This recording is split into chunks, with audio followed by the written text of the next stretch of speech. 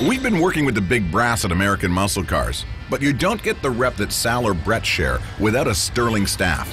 Every hand that touches the Impala will ultimately affect the high standards of their award-winning shop. A couple of things we wanted to get done today were to mount the exhaust system. The plans are definitely in motion. It's crunch time. I won't just be subbing in today. I'm penciled into the starting lineup. Swinging with these guys is not about bragging rights, but hey, you just might see my trot if it leaves the yard. There's self-leveling actuators that mount to all four corners of the suspension. Those obviously need wiring to be able to send the information back to the controller. So running that wiring is something interesting in itself. We try to hide as much as we can with wiring because it's ugly. So we wanted to make sure we got that into the car today, from the front corners into the cab. Today, Dan had to clean up the vacuum pump bracket that was made prior to today's install. He cleaned and painted it and then installed it.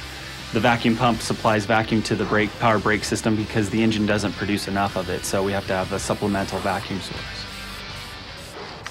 Dash pod assembly was fairly easy. Dan had actually installed the new gauges into the gauge cluster. So now that the dash pod was now painted, we needed to assemble the gauge cluster into the pod.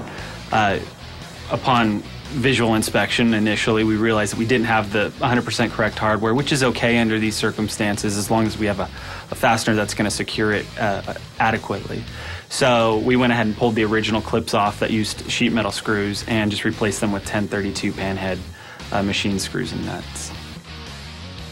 This is beautiful. Who put this together? And you'd never know I built it.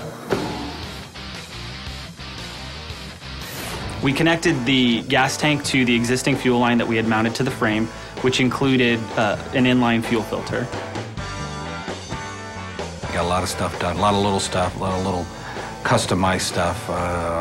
The vacuum pump for the brake system, and the wiper transmission. Just a lot of little tedious work we got. It can seem tedious because it's careful.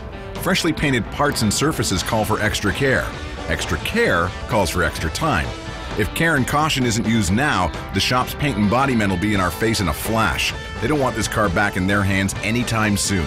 We have wipers if we had the linkage hooked up and we had the wiper arms. Perfect.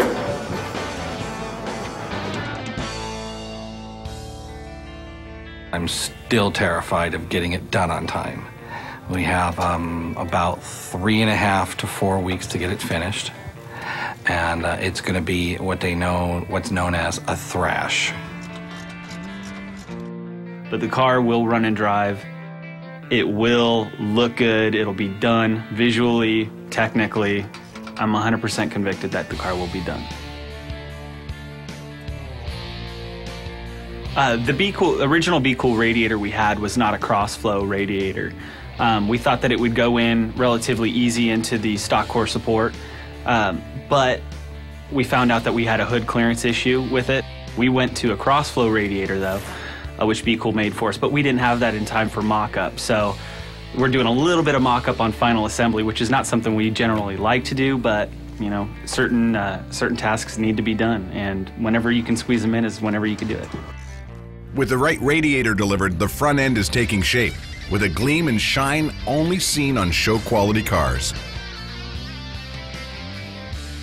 This '64 Impala will definitely be cool.